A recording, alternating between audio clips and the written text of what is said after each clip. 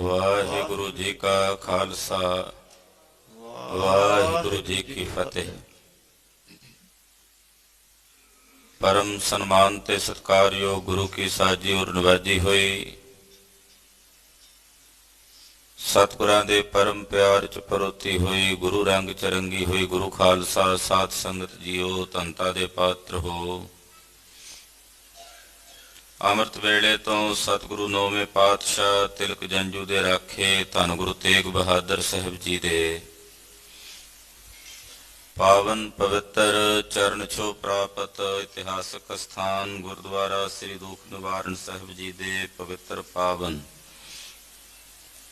दरबार अंदर जगत गुरु धन धन श्री गुरु ग्रंथ साहिब जी महाराज जी दी पवित्र पावन हजूरी अंदर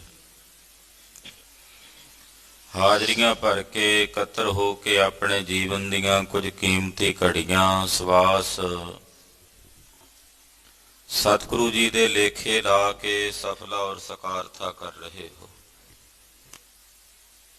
सतगुरां दी अमृतमय गुरबाणी सर्व आसा पूर्ण करने वाली श्री आसा जी दी वार दे शब्द कीर्तन रागी ਸਿੰਘਾਂ ਦੀ रसना तो बहुत ही अदब सत्कार शरदा सहित आप जी ने सरवण कीते हैं। समा सतगुरु जी ने बख्शिया है अपनी पावन पवित्र गुरबाणी दे विचार करन ते सुनन दा। आज जो रात बीती है 6 ते 7 पो दी विचाली रात कलगियां वाले चोजी प्रीतम श्री गुरु गोबिंद सिंह साहब जी महाराज जी ने बीती हुई रात श्री आनंदपुर साहब किला छड्या सी। तकरीबन वैरी दल ने 8 महीनों तो घेराबंदी की हुई सी। हजारां ते लखां दी गिणती विच तुरक पहाड़ी राजे अपनी सैना दे समेत बैठे सन, मोर्चे लाई। अनेक वेरी झड़पां होईयां, अनेक वेरी जंग युद्ध होए। कलगीधर पातशाह जी महाराज जी ने 2 तोपां अपने पास बनवा के रखियां सन। एक तोप का नां रखिया सी बेजकोख, बेजरी वांगू जिहड़ी कड़के, ते दूजी तोप का नां रखिया सी बागण। ये तोपां चला के अनेकां पहाड़ी ते अनेकां बैरियां दीयां छातियां भन्नियां। बाबा बचित्र सिंह भाई, उदय सिंह भाई, आलम सिंह भाई, मान सिंह भाई, दया सिंह, धर्म सिंह वर्गे योधिया ने बड़े भारी गह गच जंग कीते। अनेकां वेरी किला लोहगढ़ दे विचों बाहर निकल के वैरियां ते शेर वांगू टुट के पैंदे ते मार के मुड़ के फिर किले विच आ पहुंचदे। 8 महीने बीत गए, राशन पानी मुक गया क्योंकि बाहरों रस्ते बंद सन, कोई आ नहीं सी सकदा। तां उस वक्त ਸਿੰਘਾਂ ਨੂੰ फाके कट्टण वास्ते मजबूर होना पिया। आलम यह बन गया कि दरख्तां दे पत्ते धू के भी ਸਿੰਘਾਂ ਨੂੰ खाने पे, दरख्तां दीयां छिल्लां उबाल के ਉਹਦਾ पानी पीवना पिया। ये वेख के सतगुरु जी ने रोकिया भी कि भाई इदां दीयां चीज़ां खाण नाल पीण नाल तुहाडे पेट विच रोग लग सकदा है, दस्त लग सकदे ने, हैजा फैल सकदा है। पर भुख अगे वड्डे वड्डे सूरमे भी पस्त हो जाते हैं। बार बार ਸਿੰਘਾਂ ने कहा महाराज जी आपां किला छड्ड चलीए क्योंकि तुरकां ने ते पहाड़ियां ने कसमां खा के लिख के भेजियां। गरीबनवाज पातशाह कहंदे भाई कसम ਉਹ ਬੰਦਾ ਖਾਂਦਾ ਜਿਹੜਾ ਰੱਜ के झूठा ਹੋਵੇ। झूठे बंदे नूं कसम ਦਾ ਆਸਰਾ ਲੈਣਾ ਪੈਂਦਾ ਤੇ कसम ਖਾਣ ਵਾਲੇ ਦੇ ਉੱਤੇ ਕਦੇ ਯਕੀਨ ਨਹੀਂ ਕਰੀਦਾ।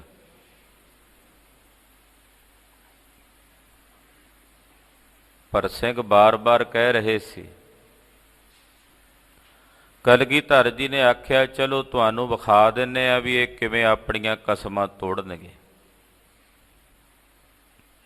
ਸੁਨੇਹਾ ਭੇਜ ਦਿੱਤਾ ਬਾਹਰ ਕਿ ਅਸੀਂ ਕਿਲ੍ਹਾ ਛੱਡ ਕੇ ਜਾਣ ਲੱਗੇ ਹਾਂ, ਪਹਿਲਾਂ ਸਾਡਾ ਖਜ਼ਾਨਾ ਜਾਏਗਾ। ਬਲਦ ਮੰਗਾਏ, ਉਹਨਾਂ ਬਲਦਾਂ ਦੇ ਉੱਤੇ ਗੂਣਾ ਭਰ ਕੇ ਲੱਦ ਦਿੱਤੀਆਂ। ਉਹਨਾਂ 'ਚ ਕੀ ਪਾਇਆ? ਮਿੱਟੀ, ਮਰੇ ਜਾਨਵਰਾਂ ਦੀਆਂ ਹੱਡੀਆਂ, ਖੱਲ। ਜੋ ਸ਼ਹਿਰ ਦੀ ਵਿਸਟਾ ਤੇ ਗੰਦਗੀ ਸੀ ਅਨੰਦਪੁਰ ਸਾਹਿਬ ਦੀ, ਉਹ ਉਹਨਾਂ ਗੋਣਾਂ ਵਿੱਚ ਭਰ ਕੇ ਤੇ ਉੱਤੋਂ ਕੀਮਤੀ ਦੁਸ਼ਾਲੇ ਚਮਕਦਾਰ ਪਾ ਕੇ ਬਲਦਾਂ ਦੇ ਸਿੰਘਾਂ ਦੇ ਉੱਤੇ ਮਸ਼ਾਲਾਂ ਬੰਨ੍ਹ ਕੇ ਬਲਦੀਆਂ ਹੋਈਆਂ ਉਹ ਮਹਾਰਾਜ ਜੀ ਨੇ ਬਾਹਰ ਭੇਜੇ। ਗੱਡੇ ਭੇਜੇ, ਬਲਦ ਭੇਜੇ। ਰਾਤ ਦਾ ਸਮਾਂ ਸੀ। ਜਿਹੜੀਆਂ ਬਲਦਾਂ ਦੇ ਸਿੰਘਾਂ ਉੱਤੇ ਮਸ਼ਾਲਾਂ ਬੱਧੀਆਂ ਸੀ, ਉਹਨਾਂ ਦੀ ਰੌਸ਼ਨੀ ਨਾਲ ਉਹ ਦੁਸ਼ਾਲੇ ਚਮਕਦੇ ਨੇ।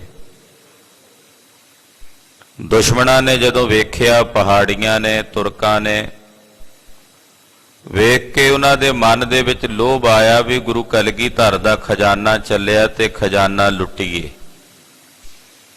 ਆਪਣੀਆਂ ਖਾਧੀਆਂ ਕਸਮਾਂ ਉਸੇ ਵੇਲੇ ਭੁਲਾ ਕੇ ਇਹਨਾਂ ਨੇ ਛੇਤੀ ਨਾਲ ਹਮਲਾ ਬੋਲਿਆ ਤੇ ਉਹ ਜਿਹੜੀਆਂ ਗੂਣਾ ਸਨ ਨਾ ਬਲਦਾਂ ਦੇ ਉੱਤੇ ਲੱਦੀਆਂ, ਚੁੱਕ ਚੁੱਕ ਕੇ ਆਪਣਿਆਂ ਜਿੱਥੇ ਇਹਨਾਂ ਨੇ ਤੰਬੂ ਲਾਏ ਹੋਏ ਸੀ ਆਪਣੇ ਅੰਦਰ ਜਾ ਜਾ ਕੇ ਲੁਕਾਉਣ ਲੱਗੇ।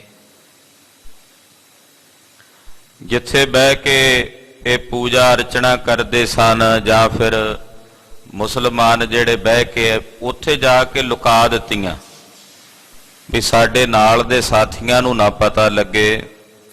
ਜੇ ਉਹਨਾਂ ਨੂੰ ਪਤਾ ਲੱਗਾ ਤੇ ਉਹ ਵਿੱਚੋਂ ਸਾਡੇ ਹਿੱਸਾ ਲੈਣਗੇ। ਰਾਤ ਦਾ ਸਮਾਂ ਸੀ, ਆਪੋ ਧਾਪੀ ਪਈ ਹੋਈ ਸੀ। ਅਗਲਾ ਦਿਨ ਚੜ੍ਹਿਆ ਤੇ ਜਦੋਂ ਗੂਣਾ ਵੇਖਣ ਲੱਗੇ ਨਾ, ਖੋਲ ਖੋਲ ਕੇ ਜਦੋਂ ਹੱਥ ਪਾਣ ਤੇ ਗੰਦ ਨਾਲ ਭਰ ਜਾਇਆ ਕਰਨ।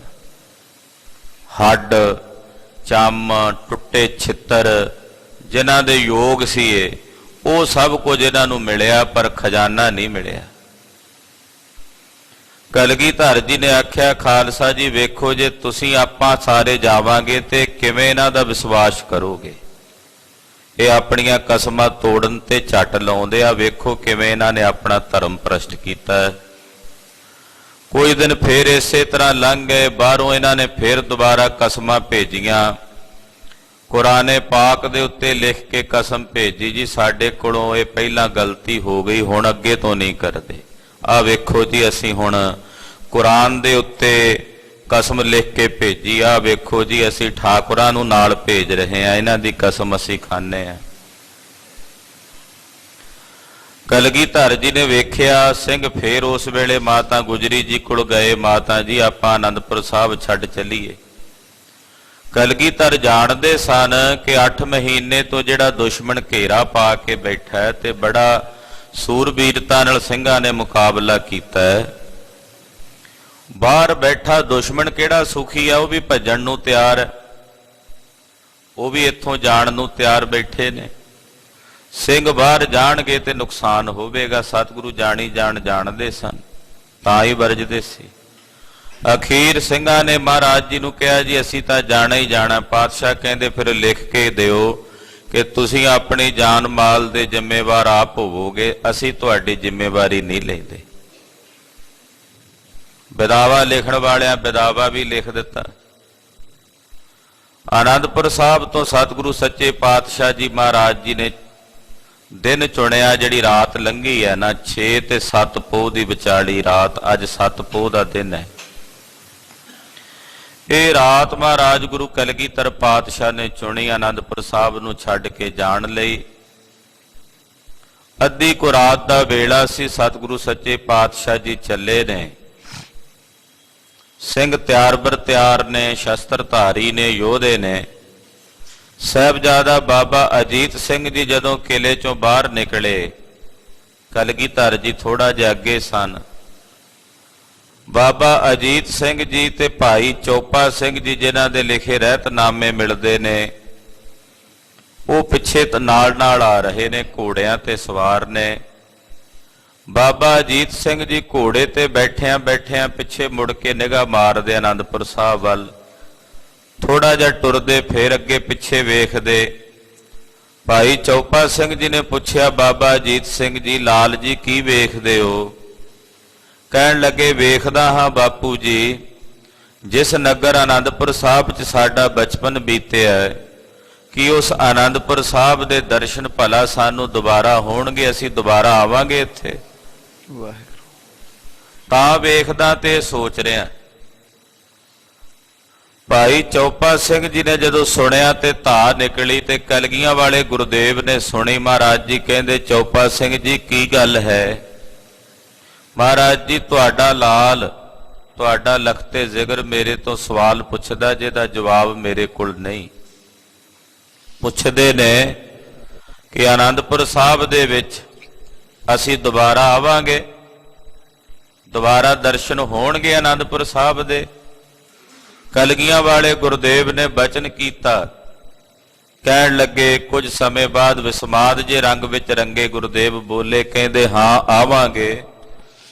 ਜਦੋਂ ਮੇਰਾ ਖਾਲਸਾ ਪੰਥ ਆਨੰਦਪੁਰ ਸਾਹਿਬ 'ਚ ਆ ਕੇ ਹੋਲੇ ਮਹੱਲੇ ਦਾ ਸਮਾਗਮ ਮਨਾਵੇਗਾ ਤੇ ਸਿੰਘ ਮਹੱਲੇ ਤੇ ਚੜਿਆ ਕਰਨਗੇ ਨਿਸ਼ਾਨਾ ਨਗਾਰਿਆਂ ਧੌਂਸਿਆਂ ਸਮੇਤ, ਉਦੋਂ ਅਸੀਂ ਵੀ ਆਇਆ ਕਰਾਂਗੇ, ਸਾਡੇ ਚਾਰੇ ਸਾਹਿਬਜ਼ਾਦੇ ਵੀ ਆਇਆ ਕਰਨਗੇ, ਨੇਤਰਾਂ ਵਾਲਿਆਂ ਗੁਰਮੁਖਾਂ ਨੂੰ ਦਰਸ਼ਨ ਹੋਇਆ ਕਰਨਗੇ।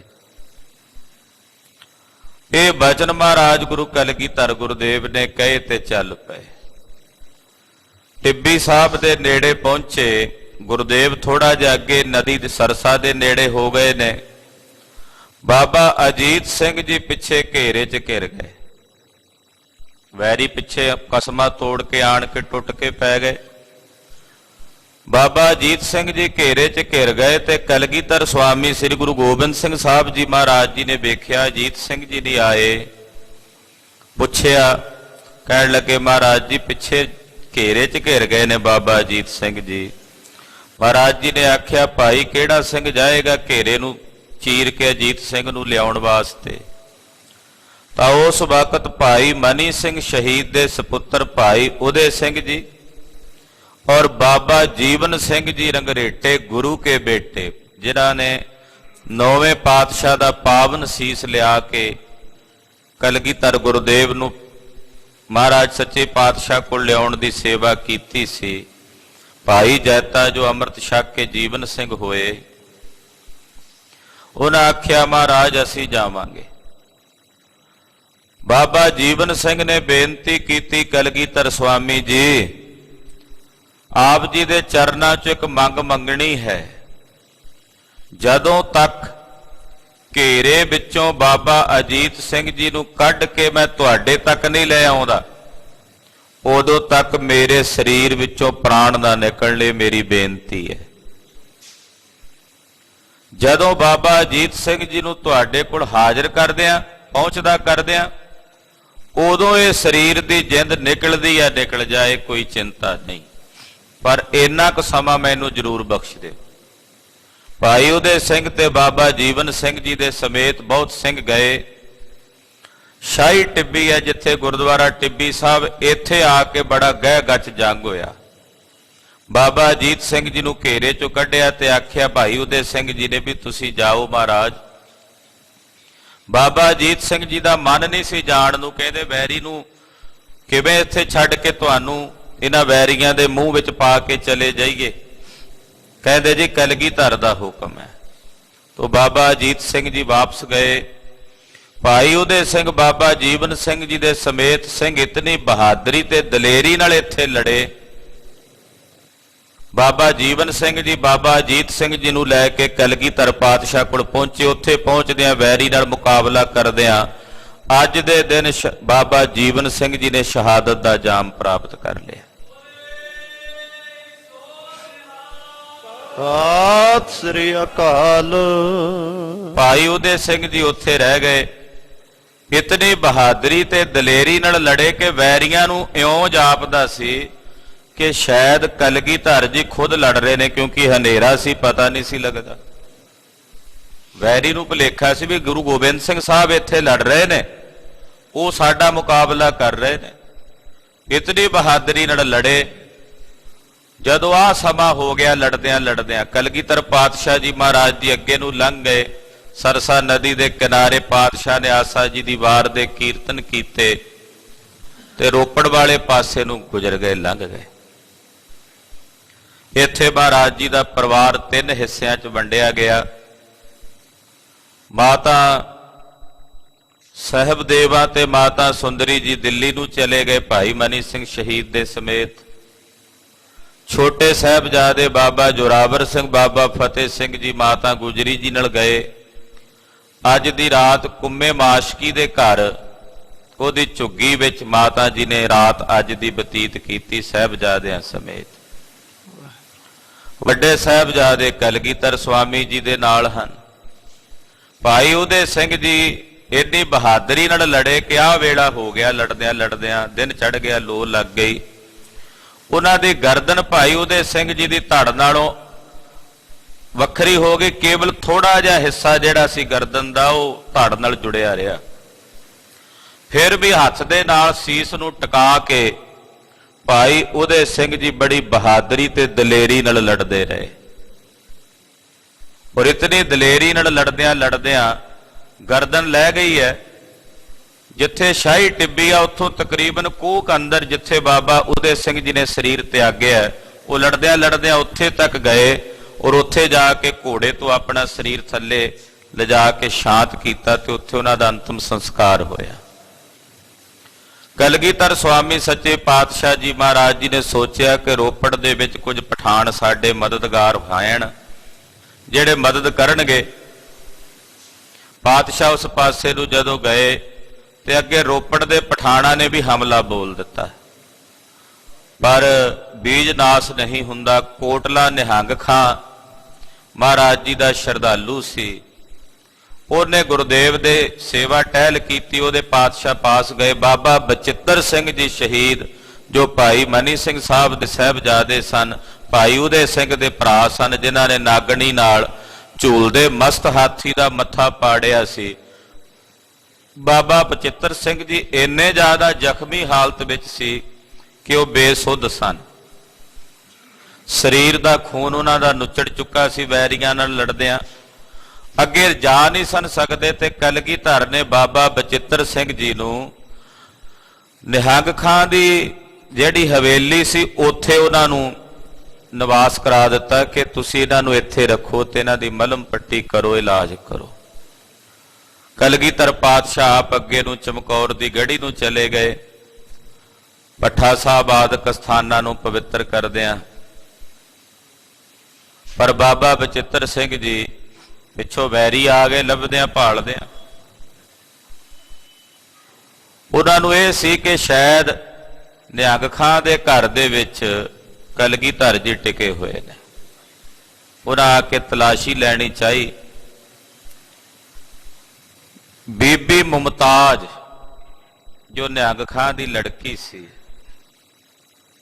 ਉਹ ਬਾਬਾ ਬਚਿੱਤਰ ਸਿੰਘ ਜੀ ਦੀ ਮਲਮ ਪੱਟੀ ਕਰ ਰਹੀ ਪਿਛਲੇ ਕਮਰੇ ਵਿੱਚ ਸਨ। ਜਦੋਂ ਵੈਰੀ ਆਏ ਤੇ ਉਹਨਾਂ ਆਖਿਆ ਸੀ ਤਲਾਸ਼ੀ ਲੈਣੀ ਹੈ। ਸਾਰੇ ਘਰ ਦੀ ਤਲਾਸ਼ੀ ਲੈਂਦੇ ਜਦੋਂ ਉਹ ਕਮਰੇ 'ਚ ਜਾਣ ਲੱਗੇ, ਨਿਹੰਗ ਖਾਂ ਨੇ ਕਿਹਾ ਜੀ ਮੇਰਾ ਦਮਾਦ ਤੇ ਮੇਰੀ ਧੀ ਨੇ ਇਸ ਕਮਰੇ ਵਿੱਚ, ਜੇ ਜਾਣਾ ਤੇ ਦੇਖ ਲਓ। ਉਹਨਾਂ ਨੂੰ ਸ਼ਰਮ ਆਈ ਤੁਰਕਾਂ ਨੂੰ ਵੀ ਇਹ ਵੀ ਸਾਡਾ ਤੁਰਕ ਭਰਾ ਹੀ ਹੈ। ਉਹ ਉੱਥੋਂ ਵਾਪਸ ਚਲੇ ਗਏ। ਨਿਹੰਗ ਖਾਂ ਅੰਦਰ ਗਿਆ ਤੇ ਕੀ ਵੇਖਦਾ ਕਿ ਬਾਬਾ ਬਚਿੱਤਰ ਸਿੰਘ ਜੀ ਵੀ ਅੱਜ ਦੇ ਦਿਨ ਦਾ ਹੀ ਸਮਾਂ ਸੀ, ਉਹ ਸ਼ਹੀਦ ਹੋ ਚੁੱਕੇ ਨੇ, ਸਰੀਰ ਚੋਂ ਉਹਨਾਂ ਦੇ ਪ੍ਰਾਣ ਜਾ ਚੁੱਕੇ ਨੇ। ਬੀਬੀ ਮੁਮਤਾਜ ਨੇ ਆਖਿਆ ਕਿ ਹੁਣ ਤੁਸੀਂ ਕਹਿ ਦਿੱਤਾ ਅੱਬਾ ਜਾਨ, ਮੈਂ ਇਹਨਾਂ ਨੂੰ ਹੀ ਆਪਣਾ ਪਤੀ ਜਾਣ ਕੇ ਸਾਰੀ ਜ਼ਿੰਦਗੀ ਪਰਮੇਸ਼ਰ ਦੇ ਭਜਨ 'ਚ ਬਤੀਤ ਕਰਾਂਗੀ। ਮੁਮਤਾਜਗੜ੍ਹ ਸਾਹਿਬ ਅਸਥਾਨ ਹੈ ਜਿੱਥੇ ਬੀਬੀ ਮੁਮਤਾਜ ਨੇ ਭਜਨ ਬੰਦਗੀ ਵਿੱਚ ਆਪਣਾ ਜੀਵਨ ਬਸਰ ਕੀਤਾ। ਸਾਰੀ ਉਮਰ ਮੁੜ ਕੇ ਸ਼ਾਦੀ ਨਹੀਂ ਕਰਾਈ। ਬਾਬਾ ਬਚਿੱਤਰ ਸਿੰਘ ਜੀ ਦਾ ਵੀ ਅੱਜ ਦੇ ਦਿਨ ਸ਼ਹੀਦੀ ਦਿਹਾੜਾ, ਅੱਜ ਦੇ ਦਿਨ ਉਹਨਾਂ ਨੇ ਸ਼ਹਾਦਤ ਪ੍ਰਾਪਤ ਕੀਤੀ। ਬਾਬਾ ਜੀਵਨ ਸਿੰਘ ਜੀ, ਭਾਈ ਉਦੇ ਸਿੰਘ ਜੀ ਦੇ ਸਮੇਤ ਅਨੇਕਾਂ ਸਿੰਘ ਜਿਨ੍ਹਾਂ ਦੇ ਨਾਮ ਪੂਰਨ ਤੌਰ ਤੇ ਇਤਿਹਾਸ ਵਿੱਚ ਨਹੀਂ ਆਉਂਦੇ, ਜਿਨ੍ਹਾਂ ਨੇ ਸਰਸਾ ਨਦੀ ਦੇ ਕੰਢੇ ਤੇ ਆਨੰਦਪੁਰ ਸਾਹਿਬ ਦੇ ਨੇੜੇ ਚੱਪਾ ਚੱਪਾ ਉਹਨਾਂ ਸਿੰਘਾਂ ਦੇ ਖੂਨ ਦੇ ਨਾਲ ਪਾਵਨ ਹੋ ਰਿਹਾ ਹੈ। ਅਨੇਕਾਂ ਸਿੰਘਾਂ ਨੇ ਸ਼ਹਾਦਤ ਦੇ ਜਾਮ ਪ੍ਰਾਪਤ ਕੀਤੇ। ਉਹਨਾਂ ਸਮੂਹ ਸ਼ਹੀਦਾਂ ਨੂੰ ਬਾਬਾ ਜੀਵਨ ਸਿੰਘ ਜੀ, ਭਾਈ ਉਦੇ ਸਿੰਘ ਜੀ, ਭਾਈ ਬਚਿੱਤਰ ਸਿੰਘ ਜੀ, ਬੜੇ ਬੜੇ ਮਹਾਨ ਯੋਧੇ ਜਿਨ੍ਹਾਂ ਨੇ ਅੱਜ ਦੇ ਦਿਨ ਸ਼ਹਾਦਤ ਦੇ ਜਾਮ ਪ੍ਰਾਪਤ ਕੀਤੇ, ਸਮੂਹ ਸ਼ਹੀਦਾਂ ਦੇ ਚਰਨਾਂ ਵਿੱਚ ਕੋਟੀ ਕੋਟੀ ਪ੍ਰਣਾਮ ਤੇ ਨਮਸਕਾਰ ਹੈ। ਅੰਮ੍ਰਿਤ ਵੇਲੇ ਸਤਿਗੁਰੂ ਜੀ ਨੇ ਜੋ ਪਾਵਨ ਪਵਿੱਤਰ ਸ੍ਰੀ ਮੁਖ ਵਾਕ ਦੀ ਦਾਤ ਬਖਸ਼ਿਸ਼ ਕੀਤੀ ਹੈ, ਆਓ ਕੁਝ ਸਮੇਂ ਲਈ ਆਪਣੀਆਂ ਮਨ ਔਰ ਬਿਰਤੀਆਂ ਗੁਰਦੇਵ ਦੇ ਪਵਿੱਤਰ ਚਰਨਾਂ ਨਾਲ ਜੋੜੀਏ। ਗੁਰੂ ਚਰਨਾਂ 'ਚ ਆਪਣੀਆਂ ਹਾਜ਼ਰੀਆਂ ਲਵਾਉਂਦਿਆਂ ਰਸਨਾ ਨੂੰ ਪਵਿੱਤਰ ਕਰਦਿਆਂ ਆਖੋ ਜੀ ਸਤਿਨਾਮ ਸ੍ਰੀ ਵਾਹਿਗੁਰੂ ਸਾਹਿਬ ਜੀ। ਸਤਿਨਾਮ ਸ੍ਰੀ ਵਾਹਿਗੁਰੂ ਸਾਹਿਬ ਜੀ।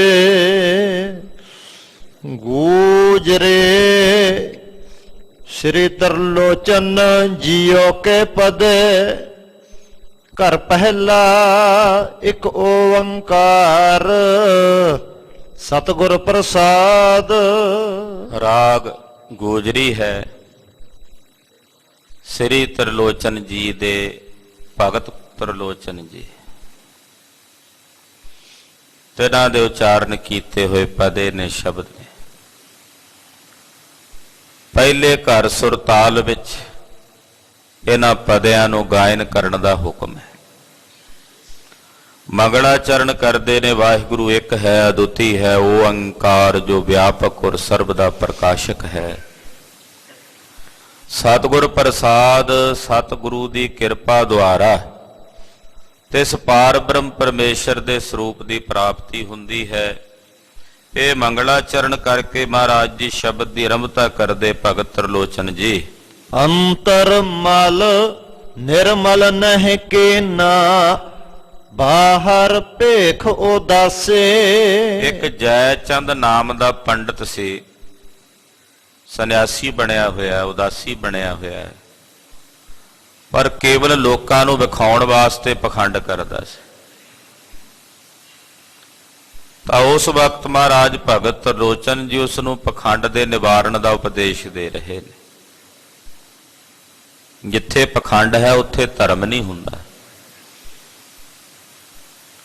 ਪਖੰਡ ਕਿਸ ਨੂੰ ਕਹਿੰਦੇ ਨੇ? ਜਿੱਥੇ ਵਿਖਾਵੇ ਦੀ ਬਿਰਤੀ ਦੀ ਬਹੁਲਤਾ ਹੋਵੇ। ਜਿੱਥੇ ਵਿਖਾਵਾ ਹੋਵੇਗਾ ਉੱਥੇ ਪਖੰਡ ਹੈ। ਵਿਖਾਵੇ ਦੀ ਬਿਰਤੀ ਗੁਰਸਿੱਖ ਨੇ ਕਦੇ ਵੀ ਗ੍ਰਹਿਣ ਨਹੀਂ ਕਰਨੀ। ਦੁਨੀਆ ਦੇ ਜਿਤਨੇ ਵੀ ਧਰਮ ਨੇ ਸਭ ਸਤਿਕਾਰਯੋਗ ਨੇ। ਕਿਸੇ ਵੀ ਧਰਮ ਦੇ ਵਿੱਚ ਰਹਿਣ ਵਾਲਾ ਕੋਈ ਵੀ ਵਿਅਕਤੀ ਧਰਮੀ ਹੋਣ ਦਾ ਵਿਖਾਵਾ ਕਰਦਾ ਹੈ ਤਾਂ ਉਹ ਧਰਮੀ ਨਹੀਂ ਹੋ ਸਕਦਾ, ਉਹਨੂੰ ਪਖੰਡੀ ਕਹਿ ਸਕਦੇ ਆ ਵੀ ਉਹ ਦੰਭੀ ਹੈ, ਪਖੰਡੀ ਹੈ। ਔਰ ਪਖੰਡੀ ਦਾ ਕੋਈ ਧਰਮ ਨਹੀਂ, ਪਖੰਡੀ ਦਾ ਇੱਕੋ ਧਰਮ ਹੈ ਪਖੰਡ ਕਰਨਾ।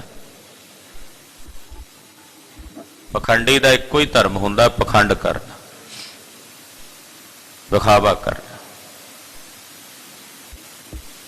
ਬਨਾਵਟ, ਵਿਖਾਵਾ। ਜਿਹਨੂੰ ਆਪਾਂ ਕਹਾਂਗੇ ਵੀ ਜਿਸ ਨੇ ਧਰਮ ਦਾ ਮਖੌਟਾ ਪਾਇਆ, ਜਿਨ੍ਹਾਂ ਲਈ ਇਹ ਕਹਾਵਤ ਹੈ, ਮੁਖ में राम राम बगल में छुरी, वो पखंडी ने। जिथे जिथे भी पखंड से गुरुदेव ने पखंड का खंडन किया।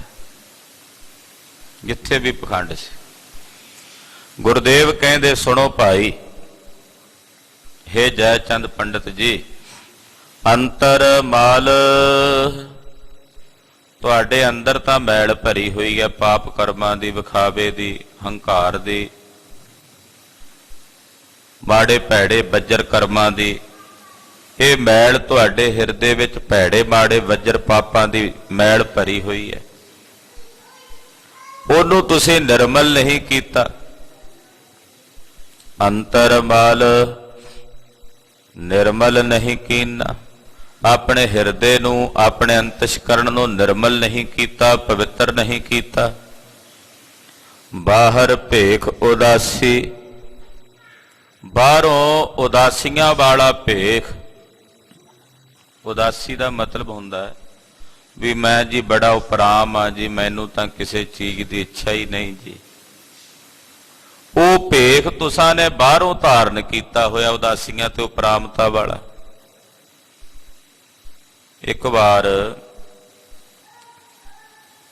ਸਤਵੇਂ ਪਾਤਸ਼ਾਹ ਧੰਨ ਗੁਰੂ ਹਰਿਰਾਏ ਸਾਹਿਬ ਦੇ ਦਰਬਾਰ ਵਿੱਚ ਖੇਡ ਵਰਤੀ। ਭਾਈ ਸੁਥਰੇ ਸ਼ਾਹ ਜੀ ਗੁਰੂ ਘਰ ਦੇ ਬੜੇ ਮਹਾਨ ਸੇਵਕ ਹੋਏ ਹੈ, ਜਿਨ੍ਹਾਂ ਦੀ ਇੱਕ ਸੰਪਰਦਾ ਚੱਲਦੀ ਰਹੀ ਸੁਥਰੇ ਸ਼ਾਹੀਆਂ ਦੀ।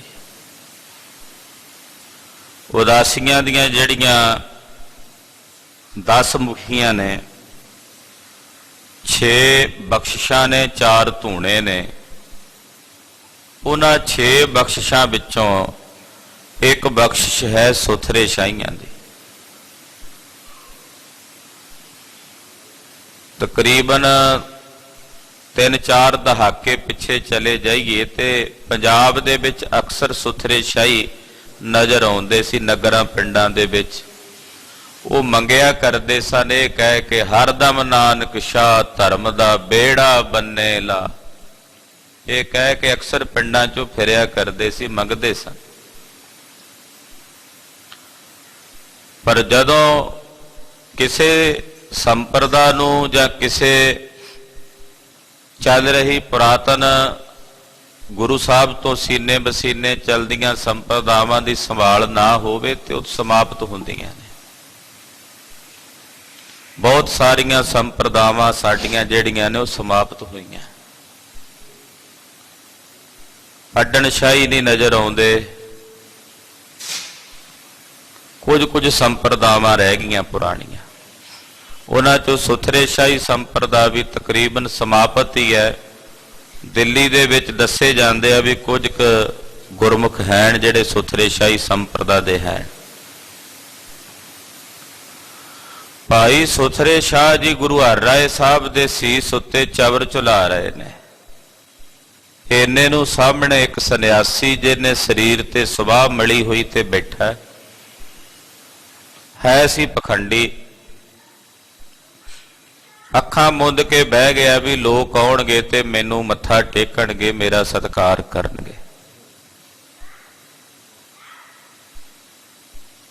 ਧੰਨ ਗੁਰੂ ਹਰਿਰਾਏ ਸਾਹਿਬ ਦੀ ਪੂਜਾ ਹੋ ਰਹੀ ਹੈ, ਗੁਰਸਿੱਖ ਸੰਗਤਾਂ ਦਰਸ਼ਨ ਦਿਦਾਰਿਆਂ ਨੂੰ ਆ ਰਹੀਆਂ। ਤਾਂ ਉਸ ਵਕਤ ਭਾਈ ਸੁਥਰੇ ਸ਼ਾਹ ਨੇ ਉਸ ਸੰਨਿਆਸੀ ਵੱਲ ਤੱਕਿਆ, ਵੇਖਿਆ। ਉਹ ਸੰਨਿਆਸੀ ਅੱਖਾਂ ਬੰਦ ਕੀਤੀਆਂ ਹੋਈਆਂ ਤੇ ਥੋੜੀ ਜਿਹੀ ਅੱਖ ਖੋਲ ਕੇ ਵੇਖਦਾ ਵੀ ਕੋਈ ਆਇਆ ਕਿ ਨਹੀਂ ਮੇਰੇ ਵੱਲ। ਤੇ ਸੁਥਰੇ ਸ਼ਾਹ ਨੇ ਜਦੋਂ ਵੇਖਿਆ ਵੀ ਅੱਖ ਖੋਲਦਾ ਤਾਂ ਉਹਦੇ ਵੱਲ ਉਂਗਲ ਕਰ ਦਿੱਤੀ। ਕਿਸੇ ਵੱਲ ਉਂਗਲੀ ਕਰਨੀ ਇਹ ਸਭਿਅਤਾ ਨਹੀਂ ਹੈ। ਉਹਨੂੰ ਬੜਾ ਗੁੱਸਾ ਲੱਗਾ, ਫਿਰ ਅੱਖਾਂ ਬੰਦ ਕਰ ਲਈਆਂ। ਥੋੜੇ ਸਮੇਂ ਬਾਅਦ ਉਹਨੇ ਫੇਰ ਅੱਖਾਂ ਖੋਲੀਆਂ, ਭਾਈ ਸੁਥਰੇ ਸ਼ਾਹ ਨੇ ਫੇਰ ਉਂਗਲੀ ਕਰ ਦਿੱਤੀ। ਏਦਾਂ 3-4 ਵਾਰੀ ਹੋਇਆ। ਅਖੀਰ ਨੂੰ ਸੰਨਿਆਸੀ ਨੂੰ ਗੁੱਸਾ ਆਇਆ, ਨਹੀਂ ਬਰਦਾਸ਼ਤ ਹੋਇਆ। ਗੁਰੂ ਹਰਿਰਾਏ ਸਾਹਿਬ ਨੂੰ ਆ ਕੇ ਕਹਿਣ ਲੱਗਾ, ਜੀ ਤੁਹਾਡੇ ਸਿੱਖਾਂ ਨੂੰ ਸਭਿਅਤਾ ਦਾ ਨਹੀਂ ਪਤਾ, ਸਭਿਅਕ ਨਹੀਂ ਤੁਹਾਡੇ ਸਿੱਖ, ਅਸਭਿਅਕ ਕੰਮ ਕਰਦੇ ਐ। ਵੀ ਮੈਂ ਤਾਂ ਚੌਂਕੜਾ ਮਾਰ ਕੇ ਬੈਠਾ ਏ, ਮੇਰੇ ਵੱਲ ਉਂਗਲੀ ਕਰੀ ਜਾਂਦਾ। ਧੰਨ ਗੁਰੂ ਹਰਿਰਾਏ ਸਾਹਿਬ ਨੂੰ ਪਤਾ ਸੀ ਸੁਥਰੇ ਸ਼ਾਹ ਕੁਝ ਨਾ ਕੁਝ ਕਰਦਾ ਰਹਿੰਦਾ। ਮਹਾਰਾਜ ਜੀ ਕਹਿੰਦੇ, ਸੁਥਰਿਆ ਇਹ ਸੰਨਿਆਸੀ ਜੀ ਵੱਲ ਉਂਗਲ ਕਿਉਂ ਕਰਦਾ ਰਿਹਾ? ਭਾਈ ਸੁਥਰੇ ਸ਼ਾਹ ਨੇ ਆਖਿਆ, ਮਹਾਰਾਜ ਮੇਰੀ ਚ ਇੰਨੀ ਮਜਾਲ, ਮੇਰੇ ਚ ਇੰਨੀ ਤਾਕਤ ਥੋੜੀ ਵੀ ਮੈਂ ਏਡੇ ਵੱਡੇ ਸੰਨਿਆਸੀ ਨੂੰ ਉਂਗਲ ਕਰਦਾ। ਕਹਿੰਦਾ, ਜੀ ਵੇਖੋ ਤੁਹਾਡੇ ਸਿੱਖ ਝੂਠ ਵੀ ਬੋਲਦੇ ਨੇ। ਮਹਾਰਾਜ ਜੀ ਕਹਿੰਦੇ, ਸੁਥਰਿਆ ਦੱਸ। ਕਹਿੰਦਾ, ਨਾ ਮਹਾਰਾਜ ਜੀ, ਮੈਂ ਉਂਗਲੀ ਕਿਉਂ ਕਰਨੀ ਸੀ ਇਹਦੇ ਵੱਲ? ਉਹ ਹੁਣ ਜ਼ਿਆਦਾ ਗੁੱਸੇ 'ਚ ਆਇਆ ਸੰਨਿਆਸੀ। ਮਹਾਰਾਜ ਜੀ ਕਹਿੰਦੇ, ਸੁਥਰਿਆ ਸੱਚੋ ਸੱਚ ਦੱਸ ਕੀ ਕਰਦਾ ਸੀ? ਕਹਿਣ ਲੱਗਾ, ਮਹਾਰਾਜ ਜੀ ਸੰਨਿਆਸੀ ਸਾਹਮਣੇ ਬੈਠਾ ਹੈ, ਸਰੀਰ ਤੇ ਇਹਦੇ ਸਵਾਹ ਮਲੀ ਹੋਈ ਹੈ ਤੇ ਮੈਂ ਇਹਦੇ ਸਰੀਰ ਤੇ ਮਲੀ ਸਵਾਹ ਨੂੰ ਉਂਗਲ ਨਾਲ ਫਰੋਲ ਵੇਖਦਾ ਸੀ ਵੀ ਅੰਦਰ ਵੀ ਸਵਾਹ ਹੀ ਹੈ ਕਿ ਅੰਦਰ ਅੱਗ ਹੈ। ਮਹਾਰਾਜ ਵੇਖਿਆ ਵੀ ਸਵਾਹ ਤਾਂ ਉੱਤੇ ਉੱਤੇ ਹੀ ਆ, ਅੰਦਰ ਤਾਂ ਭਾਂਬੜ ਮਚੀ ਜਾਂਦੇ ਆ। ਉਹ ਸੰਨਿਆਸੀ ਬਿਲਕੁਲ ਚੁੱਪ ਹੋ ਕੇ ਬਹਿ ਗਿਆ, ਕੋਈ ਜਵਾਬ ਨਹੀਂ ਓੜਿਆ। ਇਹਨਾਂ ਨੇ ਕੇਵਲ ਧਰਮੀ ਬਣਨ ਦਾ ਟਕਵੰਜ ਕਰ ਲਿਆ, ਬਾਹਰੋਂ ਸਵਾਹ ਆਦਿਕ ਮਲ ਕੇ ਚਿੱਪੀ ਫੜ ਕੇ ਕੰਨਾਂ 'ਚ ਮੁੰਦਰਾਂ ਪਾ ਲਈਆਂ ਤੇ ਕਹਿੰਦੇ ਜੀ ਅਸੀਂ ਹੋ ਗਏ ਯੋਗੀ, ਜਾਂ ਅਸੀਂ ਹੋ ਗਏ ਸੰਨਿਆਸੀ ਜੀ, ਅਸੀਂ ਹੋ ਗਏ ਵੈਰਾਗੀ। ਪਾਤਸ਼ਾਹ ਕਹਿੰਦੇ ਪਖੰਡ ਹੈ ਭਾਈ ਤੁਹਾਡਾ। ਜੇ ਤੁਸੀਂ ਅੰਦਰੋਂ ਆਪਣਾ ਮਨ ਸ਼ੁੱਧ ਨਹੀਂ ਕੀਤਾ, ਅੰਦਰੋਂ ਮਨ ਨੂੰ ਨਿਰਮਲ ਨਹੀਂ ਕੀਤਾ, ਤਾਂ ਬਾਹਰੋਂ ਨਿਰਮਲ ਹੋਣ ਦਾ ਕੀ ਫਾਇਦਾ। ਬਾਹਰੋਂ ਧਰਮੀ, ਜੇ ਹਿਰਦੇ ਨੂੰ ਧਰਮੀ ਨਹੀਂ ਬਣਾਇਆ, ਮਨ ਨੂੰ ਧਰਮੀ ਨਹੀਂ ਬਣਾਇਆ। ਬਾਹਰ ਭੇਖ ਉਦਾਸੀ, ਬਾਹਰੋਂ ਉਦਾਸੀਆਂ ਵਾਲਾ ਭੇਖ ਬਣਾ ਲਿਆ, ਉਪਰਾਮਤਾ ਵਾਲਾ ਜੀ ਅਸੀਂ ਤਾਂ ਜੀ ਕਿਸੇ ਚੀਜ਼ ਨੂੰ ਪਕੜਦੇ ਨਹੀਂ ਹਾਂ, ਛੂੰਹਦੇ ਨਹੀਂ ਹਾਂ, ਮਨ ਕਰਕੇ ਛੱਡਦੇ ਕੁਝ ਨਹੀਂ। ਤਨ ਕਰਕੇ ਤਾਂ ਅਸੀਂ ਆਹ ਚੀਜ਼ ਨਹੀਂ ਲੈਂਦੇ ਜੀ, ਮਨ ਕਰਕੇ ਛੱਡਦੇ ਕੱਖ ਨਹੀਂ। ਬਾਹਰੋਂ ਤਨ ਕਰਕੇ ਕਹਿੰਦੇ ਜੀ ਅਸੀਂ ਰੋਟੀ ਨਹੀਂ ਖਾਂਦੇ ਜੀ, ਅਨਾਜ ਨਹੀਂ ਖਾਂਦੇ, ਅੰਨ ਛੱਡਿਆ ਹੋਇਆ। ਵੇਖਣ ਵਾਲਾ ਵੇਖਦਾ ਹੈ ਵੀ ਬਾਬਾ ਕਹਿੰਦਾ ਮੈਂ ਅਨਾਜ ਛੱਡਿਆ ਹੋਇਆ, ਦੇਹ ਤਾਂ ਮੇਰੇ ਨਾਲੋਂ ਵੀ ਦੂਣੀ 1.5 ਕੁਆਂਟਲ ਦੇ ਨੇੜੇ ਜਾਪਦੀ ਹੈ, ਵੀ ਇਹ ਕਿਵੇਂ ਹੋ ਸਕਦਾ। ਉਹਨੂੰ ਫਿਰ ਕਹਿੰਦੇ ਅਰਥਾਪਤੀ ਪ੍ਰਮਾਣ ਲਾਣਾ ਪੈਂਦਾ। ਅਰਥਾਪਤੀ ਪ੍ਰਮਾਣ ਵੀ ਜਿਹੜਾ ਕਹੇ ਵੀ ਮੈਂ ਭਾਈ ਕੁਝ ਖਾਂਦਾ ਨਹੀਂ ਪਰ ਦੇਹ ਥੂਲ ਹੋਵੇ। 6 ਪ੍ਰਮਾਣ ਹੁੰਦੇ, 6 ਪ੍ਰਕਾਰ ਦੇ। ਇੱਕ ਹੁੰਦਾ ਅਰਥਾਪਤੀ ਪ੍ਰਮਾਣ, ਉਹਦੇ ਲਈ ਅਰਥਾਪਤੀ ਪ੍ਰਮਾਣ ਲਾਗੂ ਹੁੰਦਾ ਹੈ ਵੀ ਇਹ ਕਹਿੰਦਾ ਵੀ ਮੈਂ ਕੁਝ ਖਾਂਦਾ ਨਹੀਂ, ਦੇਹ ਦੀ ਥੂਲ ਹੈ, ਤੇ ਪ੍ਰਮਾਣ ਇਹ ਲਾਇਆ ਜਾਂਦਾ ਵੀ ਦਿਨੇ ਨਹੀਂ ਖਾਂਦਾ ਹੋਣਾ ਪਰ ਰਾਤ ਨੂੰ ਲੁਕ ਕੇ ਖਾ ਲੈਂਦਾ ਹੋਣਾ। ਗਰੀਬ ਨਵਾਜ ਪਾਤਸ਼ਾਹ ਨੇ ਵੀ ਉਸ ਪ੍ਰਮਾਣ ਦੀ ਵਰਤੋਂ ਕੀਤੀ ਗੁਰਬਾਣੀ 'ਚ। ਮਹਾਰਾਜ ਜੀ ਕਹਿੰਦੇ ਮੁਖ ਤੇ ਬਕਤਾ ਦੂਧਾ ਧਾਰੀ, ਗੁਪਤੀ ਖਾਵੇ ਵਟਕਾ ਸਾਰੀ। ਮੂੰਹੋਂ ਕਹਿੰਦਾ ਵੀ ਮੈਂ ਤਾਂ ਕੱਲਾ ਦੁੱਧ ਹੀ ਪੀਣਾ ਜੀ, ਅੰਨ ਨਹੀਂ ਖਾਂਦਾ, ਤੇ ਗੁਪਤ ਰੂਪ ਦੇ ਵਿੱਚ ਜੋ ਆਵੇ ਛਕੀ ਜਾਣਾ। ਗੁਪਤ ਰੂਪ ਦੇ ਵਿੱਚ ਕੋਈ ਮੇਵਾ ਨਹੀਂ ਛੱਡਣਾ, ਕੋਈ ਕਾਜੂ ਦੁਕਾਨ ਤੇ ਨਹੀਂ ਰਹਿਣ ਦਿੱਤਾ ਇਹਨੇ ਖਾ ਖਾ ਕੇ। ਉਹਦਾ ਕਹਿਣਾ ਜੀ ਮੈਂ ਦੁੱਧਾ ਧਾਰੀ। ਇਹ ਪਖੰਡ ਹੈ, ਸੰਸਾਰ 'ਚ ਬੜਾ ਫਲੀਭੂਤ ਹੁੰਦਾ। ਪਖੰਡ ਦੀ ਪੂਜਾ ਬੜੀ ਹੋਣ ਲੱਗ ਪੈਂਦੀ ਸੰਸਾਰ 'ਚ। ਕਲੀ ਕਾਲ ਦੇ ਲੋਕ ਪਖੰਡ ਵਾਲੇ ਪਾਸੇ ਜ਼ਿਆਦਾ ਪ੍ਰਭਾਵਿਤ ਹੋ ਜਾਂਦੇ ਆ, ਪਰ ਗੁਰਸਿੱਖ ਇਹੋ ਜਿਹੇ ਪਖੰਡ ਤੋਂ ਰਹਿਤ ਹੋ ਕੇ ਸੁਤੰਤਰ ਹੋ ਕੇ ਰਹਿੰਦਾ। ਗਰੀਬ ਨਵਾਜ ਪਾਤਸ਼ਾਹ ਨੇ ਆਪਣੇ ਗੁਰਸਿੱਖ ਨੂੰ ਅੰਦਰੋਂ ਬਾਹਰੋਂ ਇੱਕੋ ਜਿਹਾ ਬਣਾਇਆ। ਜਿਹੜਾ ਖਾਲਸਾ ਸ਼ਬਦ ਹੈ ਨਾ, ਉਹਦਾ ਮਤਲਬ ਜੈਸਾ ਅੰਦਰੋਂ ਤੈਸਾ ਬਾਹਰੋਂ, ਇੱਕੋ ਜਿਹਾ, ਖਾਲਸ, ਪਿਓਰ, ਸ਼ੁੱਧ।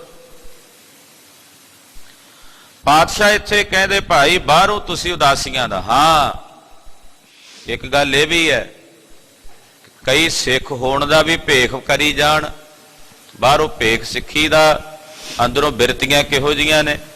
ਇਹ ਬਚਨ ਗੁਰਬਾਣੀ ਦੇ ਕੇਵਲ ਉਹਨਾਂ ਵਾਸਤੇ ਨਹੀਂ ਹਨ, ਇਹ ਗੁਰਬਾਣੀ ਸਾਡੇ ਵਾਸਤੇ ਵੀ ਹੈ। ਜੇ ਅਸੀਂ ਵੀ ਕੇਵਲ ਭੇਖ ਦੇ ਹੀ ਸਿੱਖ ਹਾਂ ਤੇ ਫਿਰ ਸਾਡੇ ਤੇ ਵੀ ਇਹ ਲਾਗੂ ਹੁੰਦਾ। ਮਹਾਰਾਜ ਜੀ ਦਾ ਬਚਨ, ਭੇਖ ਦਿਖਾਏ ਜਗਤ ਕੋ ਲੋਗਨ ਕੋ ਬਸ ਕੀਨ, ਅੰਤ ਕਾਲ ਕਾਤੀ ਕਟਿਓ ਬਾਸ ਨਰਕ ਮੋਲੀਨ। ਯਾਦ ਰੱਖਿਓ ਭੇਖ ਦਿਖਾਣ ਵਾਲਿਆਂ ਦੀ ਹਾਲਤ ਹੋਣੀ ਹੈ, ਅਵਸ਼ ਹੈ। ਇਹ ਕੇਵਲ ਦੁਨੀਆ ਨੂੰ ਵਸ ਕਰਨ ਲਈ ਭੇਖ ਵਿਖਾਉਣਾ। ਪਾਤਸ਼ਾਹ ਕਹਿੰਦੇ ਭਾਈ ਏਦਾਂ ਦਾ ਬਾਹਰੋਂ ਭੇਖ ਉਦਾਸੀਆਂ ਵਾਲਾ ਬਣਾਇਆ ਹੋਇਆ ਹੈ। ਹਿਰਦੈ ਕਮਲ ਘਾਟ ਬ੍ਰਹਮ ਨ ਚੀਨਾ, ਕਾਹੇ ਭਇਆ ਸੰਨਿਆਸੇ। ਹਿਰਦੇ ਵਿੱਚ ਜਿਹੜਾ ਆਤਮ ਸਵਰੂਪ ਸੀ, ਬ੍ਰਹਮ ਦੀ ਚੇਤਨਾ ਸੀ ਅੰਦਰ, ਉਹਨੂੰ ਸਾਖਸ਼ਾਤਕਾਰ ਨਹੀਂ ਕੀਤਾ। ਹਿਰਦੇ ਵਿੱਚ ਉਸ ਕਮਲ ਦੇ ਦਰਸ਼ਨ ਨਹੀਂ ਕੀਤੇ, ਹਿਰਦੇ ਵਿੱਚ ਉਸ ਬ੍ਰਹਮ ਨੂੰ ਵੇਖਿਆ ਹੀ ਨਹੀਂ। ਤੇ ਕਹਿੰਦੇ ਹਿਰਦਾ ਕਮਲ ਘਟ ਬ੍ਰਹਮ ਨਾ ਚੀਨਾ। ਕਾਹੇ ਭਿਆਸ ਮੇਰੇ ਇਹ ਸੰਨਿਆਸੀ ਬਾਹਰੋਂ ਕਾਹਦਾ ਸੰਨਿਆਸੀ ਬਣਿਆ? ਭਗਤ ਲੋਚਨ ਜੀ ਕਹਿੰਦੇ ਫਿਰ ਕਾਹਦਾ ਸੰਨਿਆਸ? ਸੰਨਿਆਸ ਲਿਆ ਸੀ ਵੀ ਕੁਝ ਅੰਦਰ ਜਾਣਦਾ ਆਪਣੇ ਆਪ ਬਾਰੇ। ਜੇ ਅੰਦਰੋਂ ਆਪਣੇ ਆਪੇ ਨੂੰ ਜਾਣਿਆ ਹੀ ਨਹੀਂ ਤੇ ਫਿਰ ਇਹ ਸੰਨਿਆਸ ਦਾ ਕੀ ਮਤਲਬ ਹੈ? ਸੰਨਿਆਸੀ ਕਿਉਂ ਬਣਿਆ ਸੀ? ਸੰਨਿਆਸੀ ਬਣ ਕੇ ਇਸ ਕਰਕੇ ਘਰੋਂ ਨਿਕਲਿਆ ਸੀ ਵੀ ਆਪਣੇ ਆਪੇ ਨੂੰ ਖੋਜਾਂਗਾ। ਉਹ ਫਿਰ ਨਹੀਂ ਖੋਜਿਆ। ਸੰਨਿਆਸੀ ਬਣ ਕੇ ਟੁਰਿਆ ਸੀ ਘਰੋਂ ਤੇ ਬਾਹਰ ਜਾ ਕੇ ਕੀ ਕੀਤਾ? ਕਿਤੇ ਜਾ ਕੇ ਬੈਠਾ ਕਿਸੇ ਨਗਰ ਦੇ ਕਿਨਾਰੇ ਸੱਜੇ ਖੱਬੇ। ਨਗਰ ਵਾਲਿਆਂ ਨੇ ਆ ਕੇ ਲੰਗਰ ਪ੍ਰਸ਼ਾਦਾ ਛਕਾਇਆ। ਇਹ ਸੰਨਿਆਸੀ ਉੱਥੇ ਹੀ ਟਿਕ ਗਿਆ ਵੀ ਚੰਗੀਆਂ ਦੋ ਰੋਟੀਆਂ ਵਧੀਆ ਮਿਲਣ ਲੱਗ ਪਈਆਂ। ਉੱਥੇ ਰਹਿੰਦਿਆਂ ਉਹਨਾਂ ਆਖਿਆ ਪਿੰਡ ਵਾਲਿਆਂ, ਬਾਬਾ ਵੀ ਰੋਜ਼-ਰੋਜ਼ ਤੇਰੇ ਕੋਲੇ ਆਉਨੇ ਆ ਤੇ ਤੂੰ ਇੱਥੇ ਹੀ ਰਹਿਣਾ ਸ਼ੁਰੂ ਕਰ ਦੇ। ਇਹਨੇ ਪੜਾਅ ਕਰ ਲਿਆ ਉੱਥੇ। ਸਮਾਂ ਜ਼ਿੰਦਗੀ ਦਾ ਲੰਘ ਗਿਆ ਤੇ ਕਿਹਦਾ ਚੇਲਾ ਸੀ, ਮਰਨ ਲੱਗਾ ਤੇ ਆਪਣੇ ਚੇਲੇ ਨੂੰ ਕਹਿੰਦਾ, ਬੇਟਾ ਇੱਕ ਗੱਲ ਯਾਦ ਰੱਖੀ ਵੀ ਤੂੰ ਆਪਣੀ ਜ਼ਿੰਦਗੀ 'ਚ ਕਦੇ ਬਿੱਲੀ ਨਾ ਪਾਲੀ। ਇਹ ਕਹਿ ਕੇ ਮਰ ਗਿਆ।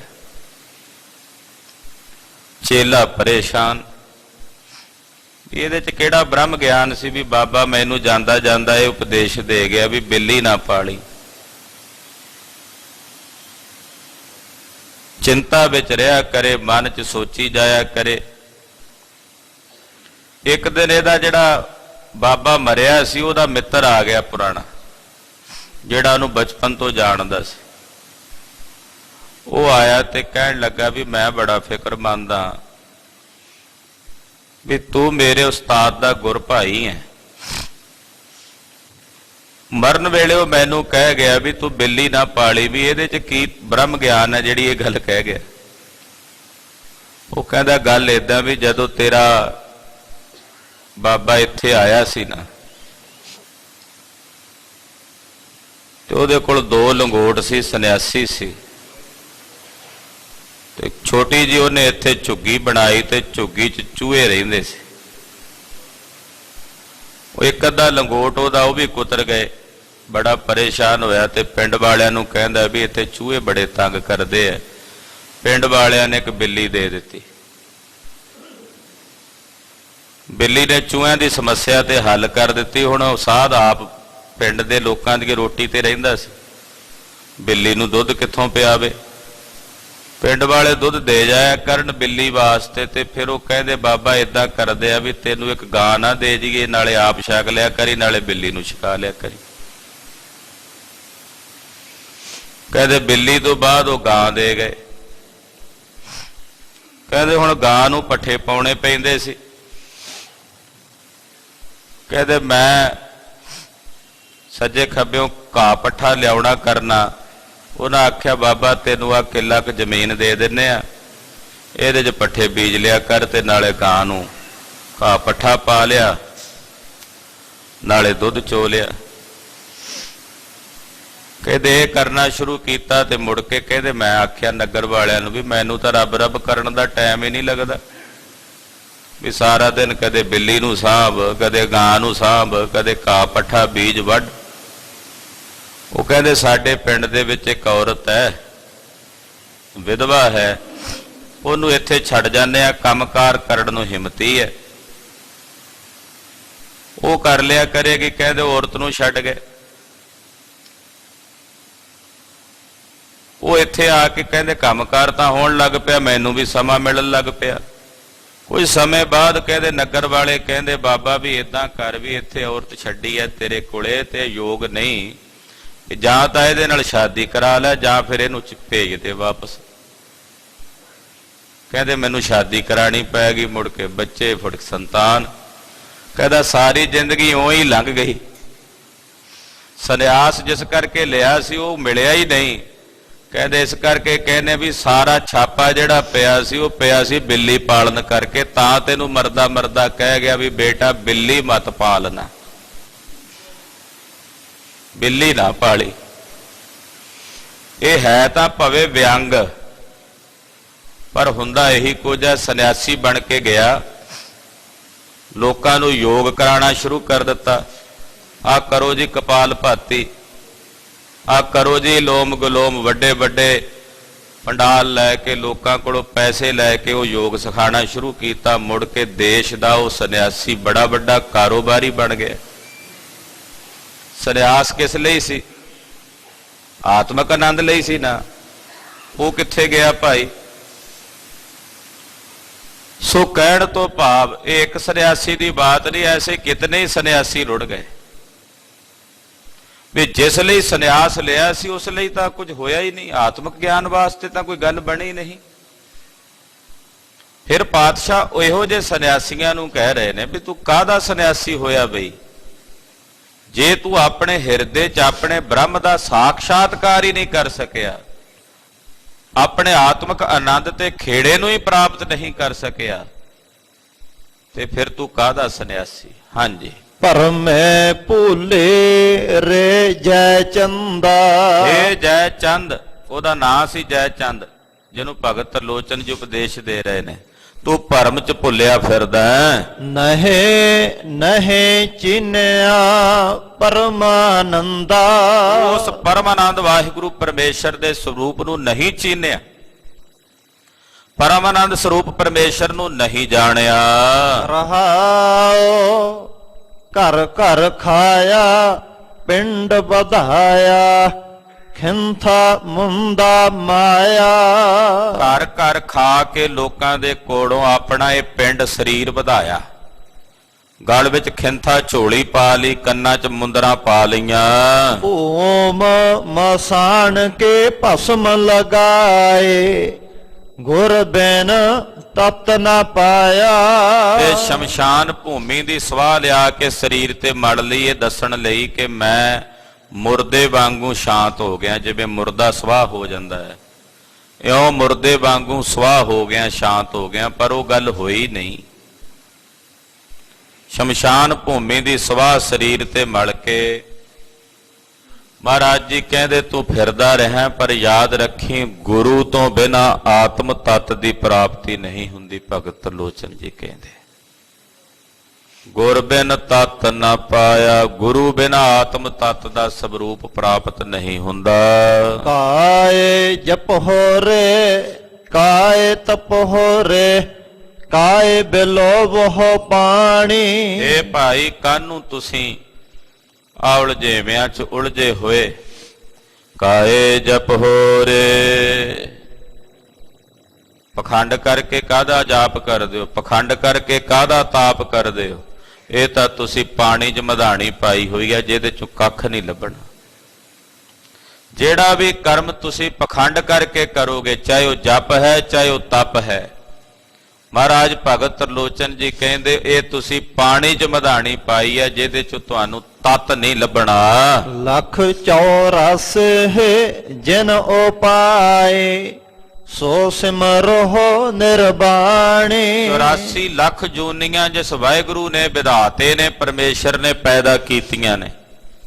ਹੇ ਭਾਈ, ਉਸ ਨਿਰਵਾਣ ਪਦਵੀ ਦੇ ਮਾਲਕ ਵਾਹਿਗੁਰੂ ਨਿਰੰਕਾਰ ਪਰਮੇਸ਼ਰ ਦਾ ਸਿਮਰਨ ਕਰੋ। ਕਾਏ ਕੰਡਲ ਕਾਪੜਿਆ ਰੇ 68 ਕਾਏ ਫੇਰਾਹੇ। ਇਹ ਭਾਈ ਕਿਹੜੀ ਗੱਲੇ ਤੁਸੀਂ ਹੱਥ 'ਚ ਕਰਮੰਡਲ ਲੈ ਕੇ ਸਰੀਰ ਤੇ ਟਾਕੀਆਂ ਵਾਲੇ ਕੱਪੜੇ ਪਾ ਕੇ 68 ਤੀਰਥਾਂ ਦੇ ਉੱਤੇ ਭਰਮਦੇ ਫਿਰਦੇ ਹੋ, ਭਟਕਦੇ ਫਿਰਦੇ ਹੋ। ਭਗਤ ਤਰਲੋਚਨ ਸੁਣ ਰੇ ਪ੍ਰਾਣੇ ਕਣ ਬਿਨ ਗਾਹੋ ਕੇ ਪਾਹੇ। ਮਹਾਰਾਜ ਭਗਤ ਤਰਲੋਚਨ ਜੀ ਕਹਿੰਦੇ ਹੈ ਪ੍ਰਾਣੀ ਸੁਣ, ਜੇ ਕਣ ਨਾ ਹੋਵੇ ਦਾਣੇ ਦੇ ਵਿੱਚ, ਉਹਨੂੰ ਕਦੇ ਕਿਸੇ ਨੇ ਗਾਹਣ 'ਚ ਪਾਇਆ? ਪਹਿਲਾਂ ਗਾਹ ਕੇ ਕੱਢੇ ਜਾਂਦੇ ਸੀ ਨਾ ਬੀਜ, ਗਾਹਣ ਪਾਇਆ ਜਾਂਦਾ ਸੀ। ਕਹਿੰਦੇ ਭਾਈ ਜੇ ਮੰਨ ਲਓ ਚਾਵਲ ਦਾ ਛਿਲਕਾ ਹੋਵੇ ਕੱਲਾ, ਉਹਨੂੰ ਕਿਸੇ ਨੇ ਪਾ ਕੇ ਛਿਲਕੇ ਨੂੰ, ਜੇ ਉਹਦੇ 'ਚ ਚਾਵਲ ਦਾ ਦਾਣਾ ਨਾ ਹੋਵੇ,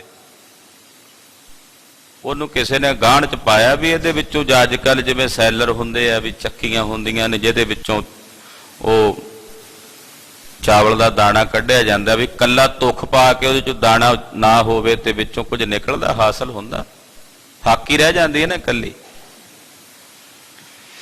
ਏਦਾਂ ਭਾਈ ਕਣ ਬਿਨਾ ਕਿਸੇ ਨੇ ਗਾਹਾ ਨਹੀਂ ਪਾਇਆ। ਜਿਵੇਂ ਤੂੰ ਇਹ ਪਖੰਡ ਕਰਦਾ ਫਿਰਦਾ ਹੈ, ਪਖੰਡ ਕਰਕੇ ਜਪ ਤਪ ਕਰਦਾ ਫਿਰਦਾ ਹੈ, ਪਖੰਡ ਕਰਕੇ ਤੂੰ ਤੀਰਥਾਂ ਤੇ ਭਟਕਦਾ ਫਿਰਦਾ ਹੈ, ਇਹ ਤੂੰ ਕਣ ਤੋਂ ਬਿਨਾ ਗਾਹਣ ਪਾਇਆ ਹੋਇਆ ਜਿਹਦੇ ਚ ਤੈਨੂੰ ਹਾਸਲ ਕੁਝ ਨਹੀਂ ਹੋਣਾ। ਮਹਾਰਾਜ ਭਗਤ ਲੋਚਨ ਜੀ ਕਹਿ ਰਹੇ ਨੇ, ਜੇ ਕੁਝ ਹਾਸਲ ਕਰਨਾ ਤੇ ਪਖੰਡ ਤੇ ਦੰਭ ਦਾ ਤਿਆਗ ਕਰਕੇ ਨਿਰੰਕਾਰ ਦੇ ਭਜਨ ਦੇ ਰੰਗ ਵਿੱਚ ਆਪਣੇ ਆਪ ਨੂੰ ਰੰਗ। ਇਹ ਹੁਕਮ ਸਤਿਗੁਰੂ ਜੀ ਨੇ ਆਪਣੀ ਬਾਣੀ ਦੁਆਰਾ ਸਾਨੂੰ ਸਾਰਿਆਂ ਨੂੰ ਕੀਤਾ ਹੈ। ਗੁਰੂ ਪਾਤਸ਼ਾਹ ਕਿਰਪਾ ਕਰਨ, ਸਾਡਾ ਗਾਵਿਆ ਸੁਣਿਆ ਸਾਹਿਬ ਜੀ ਥਾਂ ਪਾ ਲੈਣ। ਹੋਈਆਂ ਭੁੱਲਾਂ ਚੁੱਕਾਂ ਦੀ ਖਿਮਾ। ਅਰਦਾਸ ਕਰਨੀ ਕਿ ਸਤਿਗੁਰੂ ਜੀ ਅਗਾਂਹ ਵਾਸਤੇ ਸਦ ਬੁੱਧੀ ਤੇ ਸਮਤ ਪ੍ਰਦਾਨ ਕਰਨ। ਸਾਧ ਸੰਗਤ ਜੀ ਬੇਨਤੀ ਹੈ, ਕੱਲ 22 ਤਰੀਕ ਨੂੰ ਸਤਿਗੁਰੂ ਕਲਗੀਧਰ ਪਾਤਸ਼ਾਹ ਜੀ ਮਹਾਰਾਜ ਜੀ ਦੇ ਵੱਡੇ ਸਾਹਿਬਜ਼ਾਦਾ ਬਾਬਾ ਅਜੀਤ ਸਿੰਘ ਜੀ, ਬਾਬਾ ਜੁਝਾਰ ਸਿੰਘ ਜੀ ਦਾ ਸ਼ਹੀਦੀ ਦਿਹਾੜਾ ਹੈ।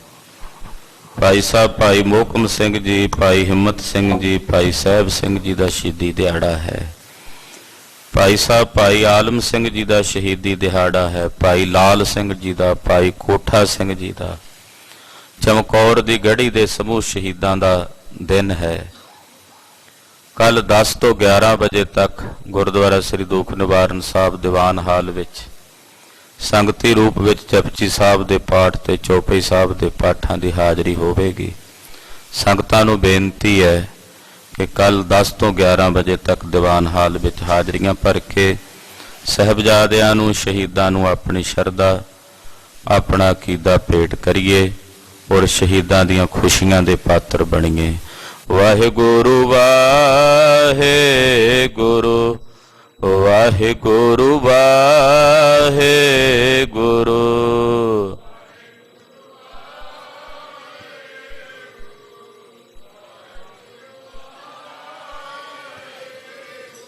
ਵਾਹਿਗੁਰੂ ਵਾਹਿਗੁਰੂ ਵਾਹਿਗੁਰੂ ਵਾਹਿਗੁਰੂ।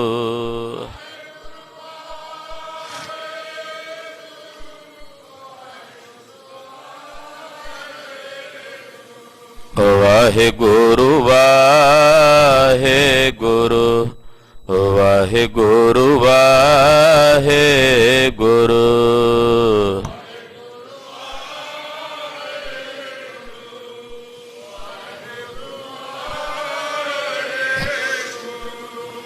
ਵਾਹਿਗੁਰੂ ਵਾਹਿਗੁਰੂ ਵਾਹਿਗੁਰੂ ਵਾਹਿਗੁਰੂ।